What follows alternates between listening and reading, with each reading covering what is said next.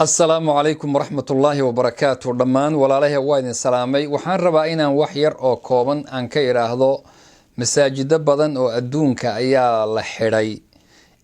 أرنتا كسابسن كورونا فيروس درتي بالله حري جمعوينكي يا جماعة انتبا مركز جماعة يا جماعة عذر دار إلى حد ما انتي ليهين أو ملحري كرا وحان ربا دور أرنمود مركان شيغا أدو أوغان كرتا إن شاء الله تعالى جماعة محل لوجة تجي كرا جماعة واحد لوجة تجي كرا رسولك صلى الله عليه وآله وسلم تلمامي هدي أجر مرض جره أما قفك يسوي جريه هاي أما أكبر قيو إنه كجرده أو عذرك أو قاضه وحال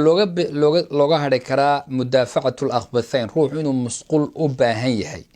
أيو جماعة وهذا كرا وهذا كرا إنه نفتيسي حوليسي ريركيس أو أبقيو وهذا كرا مطر iyo roob iyo dhoobo iyo baraf inuu jiro baa looga hari karaa waxa looga hari karaa dabayl qabow inay socotaa looga hari karaa waxa looga hari karaa qofku inuu basal iyo toon soo cuno rasuulku yiri soo noo imaanin hadaba haday sidaas tahay shariicada islaamku waxay ku dhisan tahay in la ilaaliyo nafta la ilaaliyo sixada iyo caafimaadka la ilaaliyo asbaabta la qaato cudurrada faafana qaabkay ku faafi lahaayeen laga hortago rasuulku ilaahi wuxuu leeyahay subhanahu wa tulqu bi aydikum ila tahluka wuxuu leeyahay rabbi subhanahu wa ta'ala wala taqtulu anfusakum inna allaha kana bikum rahima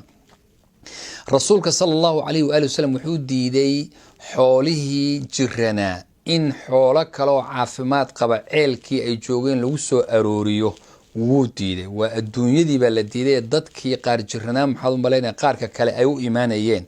wuxuu rasuulku ka hadlay wafti u yimid reer bani thaqiif ahaa nin cudurka juudaamka qabay wuxuu ku yiri ninka halkaasaanu kula mubaayacoonay oo ballanti uga qaadnay ha iska laabto oo yuna noo imaanin buu yiri wuxuu rasuulku ka carar qofka juudaamka uu hayo sida libaax aad uga cararto uga carar qofka daacuun haduu meel ka dhaco wuxuu yiri qofkii wadanka joogana yuusan ka tagin oo meel foyow yuusan aadin kuwa meesha foyow joogaana yeenan imaanin hadaba sidaas daraadeed culimada islaamka sheekh al-islaam ibn taymiyyah rahimahullah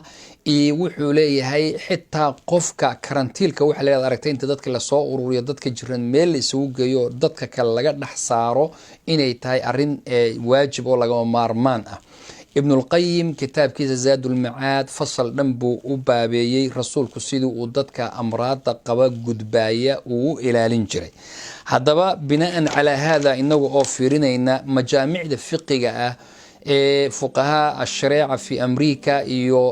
علماء الكلام وحي يونا فتوودين haddii sulutaadka iyo dawladaha jira iyo maamulada jiraana soo jeediyaan magaalo si gaar ah awood loo saaro arintaana laga dayriyo caafimaadkeedina la isku raaco dhibaato weyn inay ka imaanayso in meelihii cibaadada iyo jaamacaadkii iyo iskuulaadkii iyo xafladihii iyo umurahaas oo dhan la xiro maxaa jira cudurkan sida la tijaabiyay waa hal ruux oo soo gala masaajida oo cudurkaasi qabo waxay sababi karaa masaajidka dhan in la xiro ayuu keeni doonaa gaar ahaan duruufta dadka dibadaha ku nool wadamada reer galbeedka jooga masaajidooda duruuf badan baa haysata hal mar hadii masjidka laga xidhana waa la furi doono ilaahi baa og sidaas daraadeed waxa la isla gartay in la xiri karo masaajida shuruud ay soo jeediyeenna ay leeyihiin stateku 250 qof ka badanna inayna meel isuguba imaan karin xitaa haday isugu yimaadaan salaada wad ku aragteen baraha bulshada ku xidhiidho qaabka ay leeyihiin loo tukado 6 feet in la isu jirsado wax la sameyn karana ma islaamkeena waxa la baray salaadii taraasuba la isu dhawaada marka tabaacadu kala fogaada ma oran karno oo 6 feet isu jirsada sidaas daraadeed cudur daar bay dadku haystaan ay uga tagi karaan jamaacadii iyo jumcadii intaba sidaas daraadeed masaajidana waa xiran yihiin inta badan masaajida waa weyn gaar ahaan masaajidka Abu Bakr Islamic Center of Washington caawa salaadii maghrib ayaa ugu dambaysa salaad hadda lagu tukado ilaa amar dambe insha Allah ta'ala dadweynaha reesiyaal Washington sida uu ogaadaan